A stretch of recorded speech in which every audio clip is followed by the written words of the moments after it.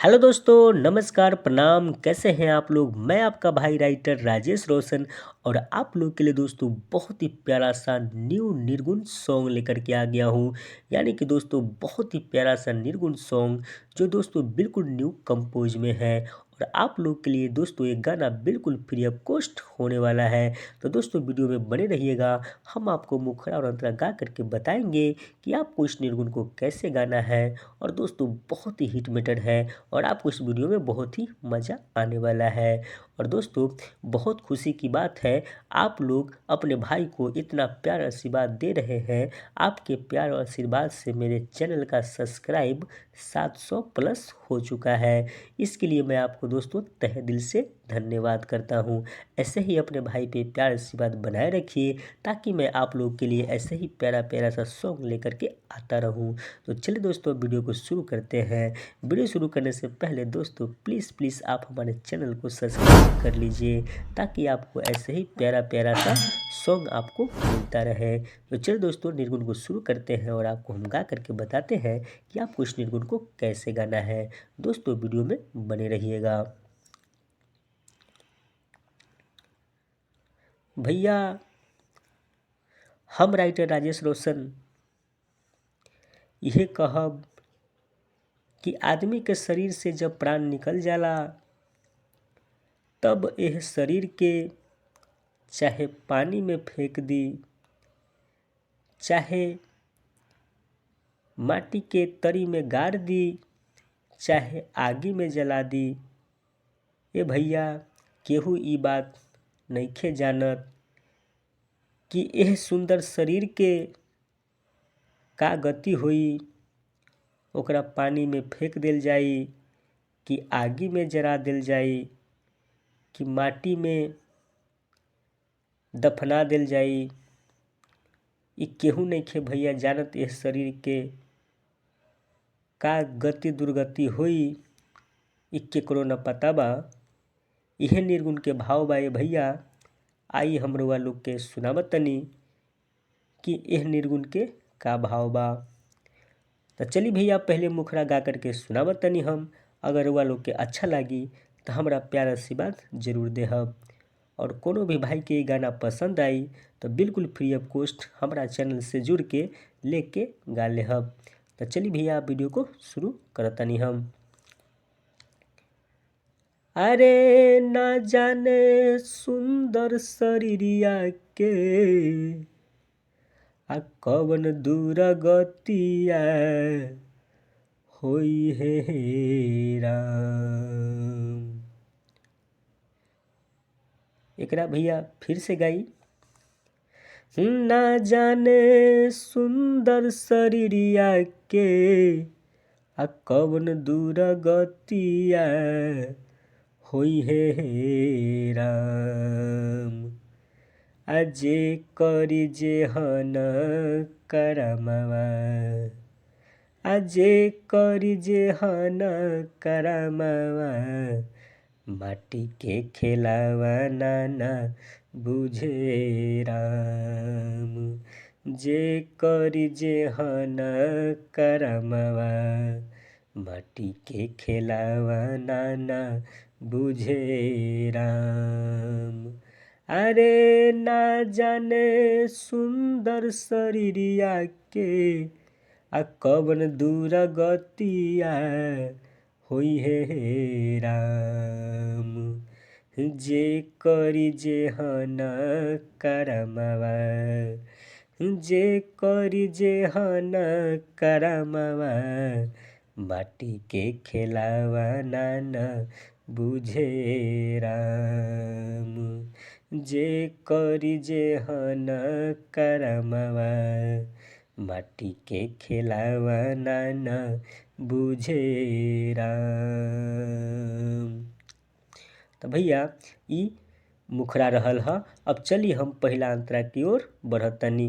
पहला अंतरा कैसन लागी और कैसन बा आप लोग ध्यान से सुन ली। माया मोह में फसल मनवा, माया मोह में फसल मनवा, हो आ माया मोह में फसल मनवा आ कैली ना कवनो धर्मवा आ झूठे खाली बोलली बचनवा ए राम कैली नहीं कोई धर्मवा आ झूठे खाली बोली बचनिया ए राम आ जे करी जेहन करमवा जे करी जेहन करमवा माटी के खेलावा नाना बुझे राम जे करी जेहन करमवा माटी के खेलावा नाना बुझे राम अरे ना जाने सुंदर शरीरिया के आ कवन दूरा गतिया होई हे राम जे करी जेहन करमवा जे करी जेहन करमवा माटी के खेलावा नाना बुझे राम जे करी जेहन करमवा माटी के खेलावा नाना बुझे राम। तो भैया ये पहला अंतरा रहल ह। अब चलिए हम रउआ लोग के दूसरा अंतरा भी गा के सुनावतनी। रउआ लोग वीडियो में बनल रही और ऐसे ही अपना भाई के प्यार से बात देत रही ताकि आपके भाई आप लोगन के लिए ऐसे ही प्यारा प्यारा सा निर्गुण सॉन्ग लेकर त आई भैया दूसरा अंतरा भी गा कर के हम सुनावतनी। वीडियो में बनल रहे के लेल भैया धन्यवाद। चली दूसरा अंतरा भी सुनावतनी हम। आ लकड़ी में जाताई जब तनवा आ लकड़ी में जाताई जब तनवा आ अजगुत सपनावा दिखाई हे राम आ लकड़ी में जाताई जब तनवा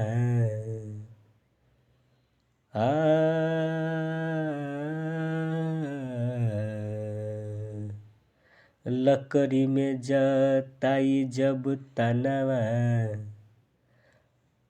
लकड़ी में जाताई जब तनवा अजगुत सपनावा दिखाई हे राम मिले जाने कवन जनमवा रोशन के सोची भर मनवा मिली जाने कवन जनमवा मिली जाने कवन जनमवा माटी के खेलावा नाना बुझे हे राम मिले जाने कवन जनमवा माटी के खेलावा नाना बुझे राम अरे ना जाने सुंदर शरीरिया के आ कवन दूरा गतिया होई हे राम ना जाने सुंदर शरीरिया के आ कवन दूरा गतिया होई हे राम जे करी जेहन करमवा जे करी जेहन करमवा माटी के खेलावा नाना बुझे राम जे करी जेहन करमवा माटी के खेलावा नाना बुझे राम। तो भैया इ गाना रउआ लोग के कैसन लागल हमरा कमेंट बॉक्स में जरूर बताइब। और ऐसा ही अपना भाई पे प्यार सी बात बना के रखी, ताकि हम अरुआ लोग के लेल ऐसे ही प्यारा प्यारा भजन निर्गुण लेकर के आवत रही। अब भैया अब हमरा के विदा कर दीही, फिर मिलब अगला वीडियो में ऐसा ही कोई प्यारा सा निर्गुण सॉन्ग लेकर के। तब तक के लिए अपना ख्याल रखी और अपना भाई पर ऐसे ही प्यार सी बात बनौले रखी और अपन आशीर्वाद दी कि आपके भाई ऐसे ही आप लोग के लिए गाना लिख कर लेकर आवत रही। तो तब तक के लिए भैया हमरा विदा दे दीही, अपना ख्याल रखब। Bye by.